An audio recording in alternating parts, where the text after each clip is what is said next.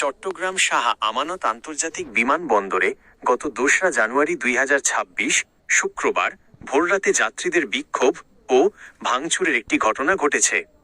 আপনি যদি এই বিষয়টি সম্পর্কে জানতে চান, তবে এর মূল কারণ ও বর্তমান অবস্থা নিচে দেওয়া হলো। ঘটনার মূল কারণ: ১লা জানুয়ারি দিবাগত রাত থেকে ২রা জানুয়ারি ভোর পর্যন্ত ঘন কুয়াশার কারণে ঢাকার হজরত শাহজালাল আন্তর্জাতিক বিমানবন্দরে কোনো ফ্লাইট নামতে পারছিল না।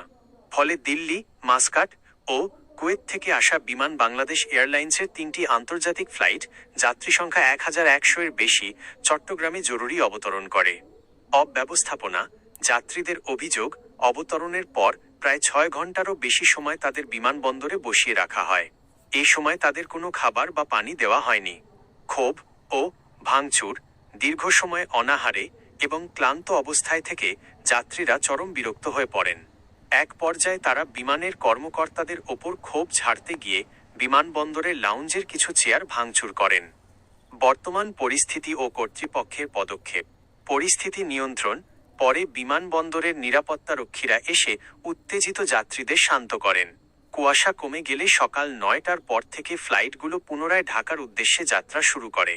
তদন্ত ও দাবি: শাহ আমানত বিমানবন্দরের জনসংযোগ কর্মকর্তা প্রকৌশলী মোহাম্মদ ইব্রাহিম খলিল ঘটনাটি নিশ্চিত করেছেন।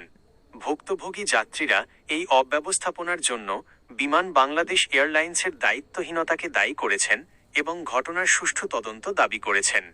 বিশেষ নোট: সামাজিক যোগাযোগ মাধ্যমে এই ঘটনার অনেক ভিডিও ভাইরাল হয়েছে। এটি মূলত যাত্রীদের দীর্ঘ অপেক্ষার ক্ষোভ থেকে সৃষ্ট একটি অনাকাঙ্ক্ষিত ঘটনা ছিল। বর্তমানে বিমানবন্দরের পরিস্থিতি স্বাভাবিক রয়েছে।